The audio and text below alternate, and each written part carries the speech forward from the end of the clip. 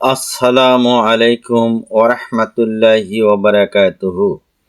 আলহামদুলিল্লাহ আলহামদুলিল্লাহি নাহমাদুহু ওয়া নাস্তাইনুহু ওয়া নাস্তাগফিরুহু ওয়া নু'মিনু বিহি ওয়া নাতাওয়াক্কালু আলাইহি ওয়া নাউযু বিল্লাহ ونعوذ بالله من شرور أنفسنا ومن سيئات أعمالنا من يهده الله فلا مضل له ومن يضلله فلا هادي له ونشهد أن لا إله إلا الله وحده لا شريك له ونشهد أن سيدنا وسندنا وحبيبنا ومولانا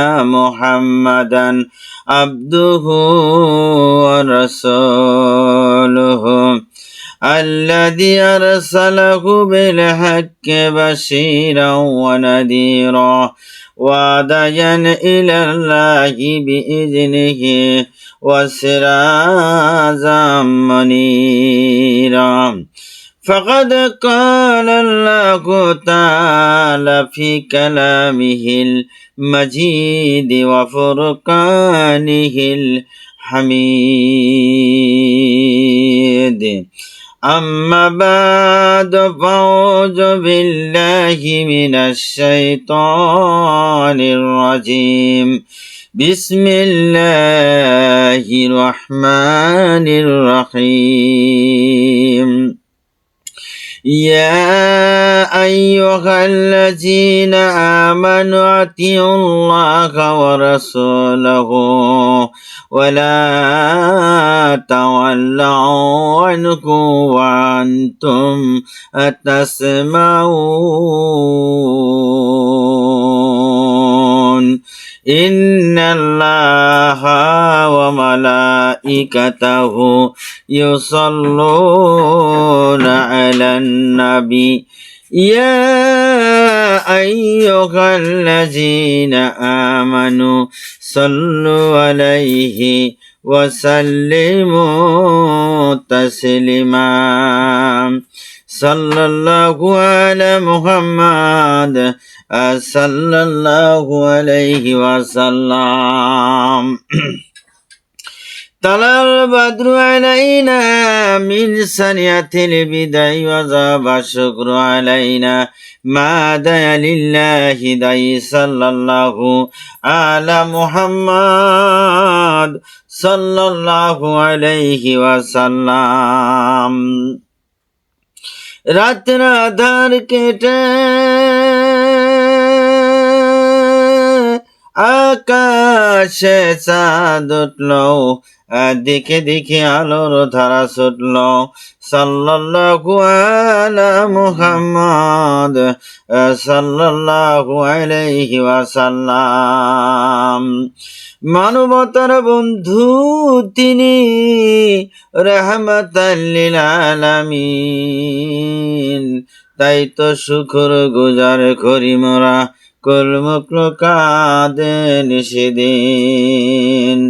সাল্লাল্লাহু আলা মুহাম্মদ সাল্লাল্লাহু আলাইহি ওয়াসাল্লাম।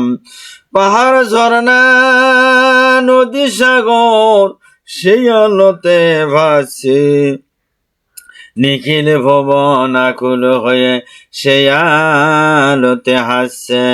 সাল্লাল্লাহু আলা মুহাম্মদ সাল্লাল্লাহু আলাইহি ওয়াসাল্লাম।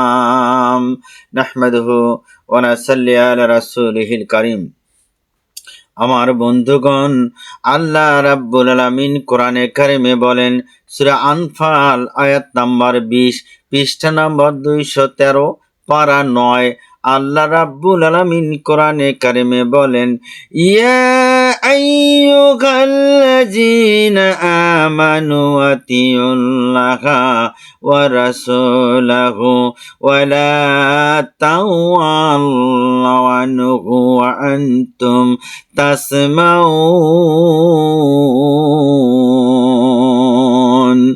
আল্লাহ রাব্বুল আলামিন বলেন, হে বিশ্ববাসীগণ, আল্লাহ ও তার রাসূলের অনুগত করো।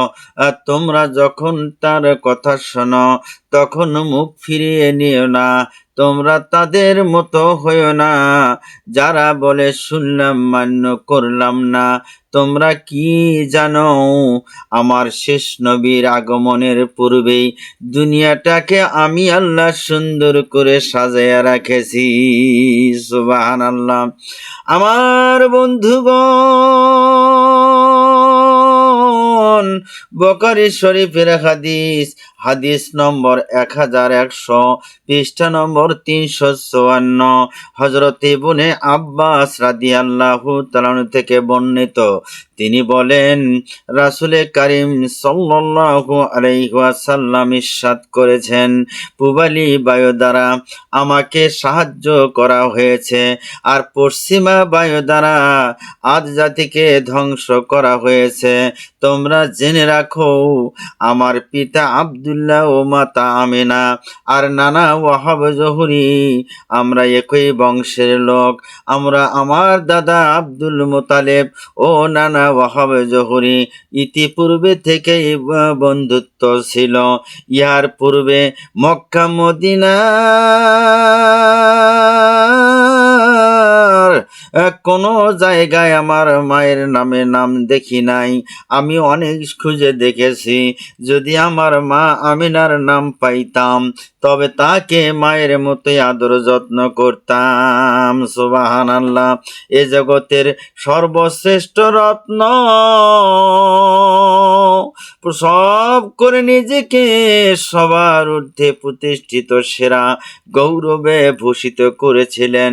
তিনি হলেন মা আমিনা রাদিয়াল্লাহু তাআলা, যারা সারা জাহানের শ্রেষ্ঠ মানব, আল্লাহর সর্বশ্রেষ্ঠ সৃষ্টি, সমস্ত মাকলুকাত সৃষ্টির ওসিলা, শান্তি ও রহমত, নবিকুল শিরোমণি হযরত মুহাম্মদ সাল্লাল্লাহু আলাইহি ওয়াসাল্লাম রাসূলগণের মাথার মুকুট দুনিয়াতে আগমন করেছিলেন। আমার ভাইরা,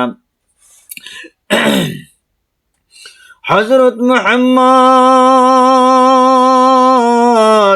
সাল্লাল্লাহু আলাইহি ওয়াসাল্লামকে পবিত্র উদরে ধারণ করেছিলেন করে বিশ্ব মানব কুলের সামনে তুলে দিয়ে যে কৃতিত্ব সাধনা করেছেন তার তুলনা দুনিয়াতে আর কিছু হতে পারে না। তাই এক্ষেত্রে বিবি আমিনার গৌরব সকল নারীদের ঊর্ধ্বে। মক্কার কুরাইশগণ ছিল ইব্রাহিম আলাইহিস সালামের পুত্র, হযরত ইসমাইল আলাইহিস সালামের বংশধর। মা আমিনার পিতা ওয়াহাব চৌধুরী ছিলেন কুরাইশ বংশের লোক, আর তার কন্যার নাম মক্কা মদিনার কোনো লোক ইতিপূর্বে কেউ আমিনার নাম রাখে নাই। শৈশবকাল থেকেই মা আমিনার শান্ত এবং মিষ্টভাষী ছিলেন এবং বালিকা খুব সুন্দর চেহারাধারী ছিলেন, সুবর্ণ এবং সুন্দর ছিলেন। আস্তে আস্তে আমা আমিনা যুবতী যখন হয়ে গেলেন, আমিনা তার পিতাকে বললেন, আব্বাজান,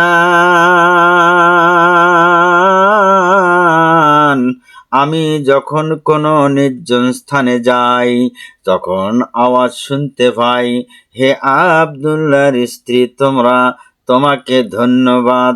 হে রাসূলের জননী, তোমাকে সালাম, তোমাকে সালাম, হে নারী যে নবীদের সরদারের মা। যত দুনিয়াতে নবী আগমন করেছে তাদের সরদার মা, তোমাকে সালাম জানাই। ইহা শুনে তার পিতা মনে মনে ধারণা করতে লাগলেন ইহা কি জেনের আসর হলো কিনা। তাই তিনি ওঝা ফকির নিয়ে এসে ঝাড়ফুঁক করেছিলেন। ঝাড়ফুঁক করলেন, তাতে কোনো কাজ হইল না। আব্দুল মোতালেব আর ওয়াহাব চৌধুরী পূর্ব হইতেই বন্ধুত্ব ছিলেন আমার ভাইয়েরা। ওয়াহাব জহুরি ও একবার তিনি মদিনা থেকে মক্কায় এসেছিলেন। এসে বন্ধু আব্দুল মোতালেবের সাথে দেখা হয়ে গেল। বন্ধু আব্দুল মোতালেবের সঙ্গে যখন ওয়াহাব জহুরির দেখা হয়ে গেল, বহুদিন পর দুই বন্ধু একসাথে হয়ে গেলেন। কত আনন্দ, কত খুশি। ওয়াহাব জহুরি বললেন, ও ভাই আব্দুল মোতালেব, আমার কন্যা মেয়ে আমিনা খুব সুন্দরী, বিবাহের বয়স হয়ে গেছে, ওর জন্য বিবাহের বয়সে হয়ে গেছে। আমিনার জন্য একটা যোগ্য পাত্র খুঁজতেছি, কিন্তু একটা যোগ্য পাত্র পাওয়া যাচ্ছে না। এই কথা শোনার পর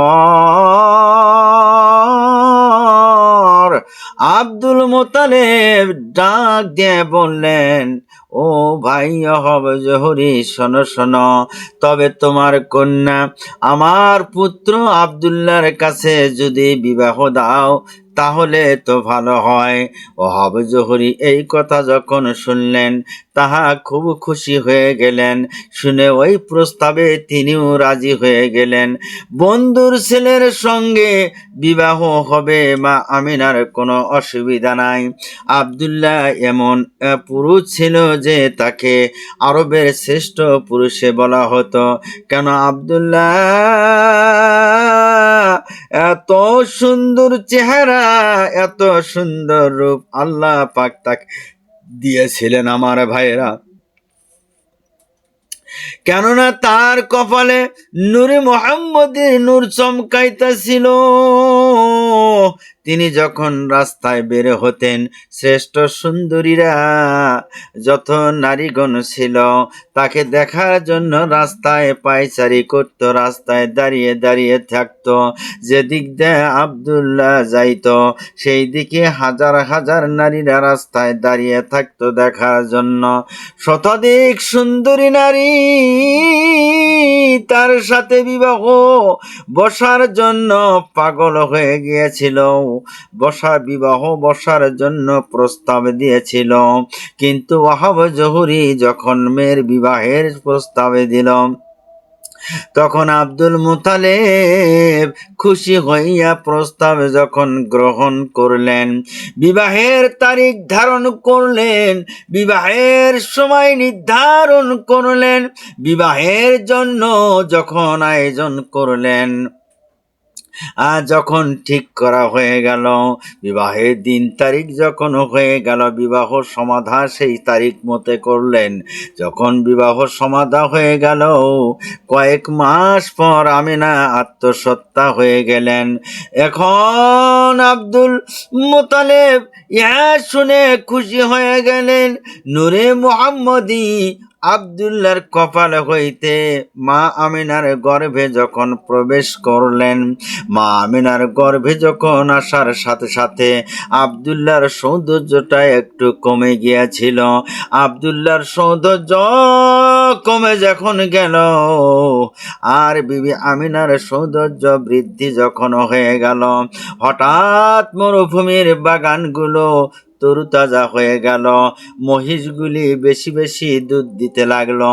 চারিদিকে এক নতুন আনন্দের ঢেউ আমিনার চোখ ভেসে উঠে লাগলো। বিবাহের 12 মাস পর আব্দুল্লাহ ব্যবসা করার জন্য সিরিয়া গমন করলেন। সিরিয়া যাওয়ার জন্য যখন সিদ্ধান্ত নিলেন, কেননা আমিনার স্বপ্নগুলো শুনে তিনি মনে মনে ভাবতে লাগলেন যে মহামানব আমাদের ঘরে আসতেছে, তার জন্য কিছু রোজগার করে রেখে যাওয়া দরকার। এই কথা স্মরণ করে আব্দুল্লাহ, ওই সময় বিবি আমিনা ছিলেন 6 মাসের আত্মসত্তা। আব্দুল্লাহ আমিনার কাছ হইতে বিদায় নিয়ে সিরিয়া রওনা করলেন। সিরিয়া ব্যবসা করার জন্য যখন রওনা করলেন, হায় হায়, কে জানতো যে আব্দুল্লাহ আমিনার কাছ হইতে চির বিদায় নিয়ে চলে যাচ্ছেন। তা আমিনা জানতো না, আব্দুল্লাহ কয়েকদিন ব্যবসার কাজ শেষ করলেন। কয়েকদিন ব্যবসার কাজ শেষ করে বাড়ির দিকে আসার সময় মদিনায় ইয়াসেবে তার মামার বাড়িতে যখন উঠলেন, সেখানে তিনি ভীষণ জ্বর অসুস্থ হয়ে গেলেন, ভীষণ জ্বরে আক্রান্ত হয়ে গেলেন। এমন শরীরে জ্বর এসে গেল, আগুন বরাবর শরীরে হয়ে গেল। এই এসবে ছিল তার শ্বশুর বাড়ি, তার মামার বাড়ি ছিল ইয়াসিবে, তার শ্বশুর বাড়িও ছিল ইয়াসিবে। তার মামা এসব সংবাদ পাইলেন। খবর এবার আমার ভাইরা কে তাড়াতাড়ি করে তার মামার বাড়িতে খবর দিলেন। সেখানে তার শ্বশুর উপস্থিত হয়ে গেল, সেখানে তার মামারা উপস্থিত থাকলেন। আর সেখানে চিৎকার করে সবাই ডাকাডাকি করার পর ডাক্তার নিয়ে আসলেন, চিকিৎসা করতেও তার কোনো ত্রুটি হলো না। তবু তিনি মক্কা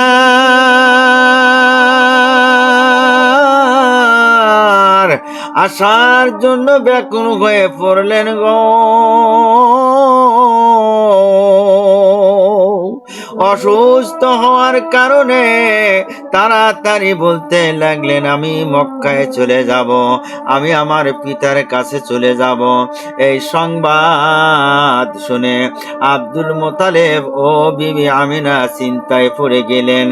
অস্থির হয়ে আব্দুল্লাহর বড় ভাই হারিসকে মদিনায় পাঠিয়ে দিলেন। আব্দুল্লাহর বড় ভাই হারিসকে সেখানে মদিনায় পাঠিয়ে দিলেন। মদিনায় যখন পাঠিয়ে দিলেন আমার ভাইরা, সেখানে যাইয়া দেখেন মামার বাড়িতে ছোট ভাই আব্দুল্লাহ ইন্তেকাল করেছেন। ইন্না লিল্লাহি ওয়া ইন্না ইলাইহি রাজিউন। ওই সময় তার বয়স হয়েছিল 25 বছর। বড় ভাই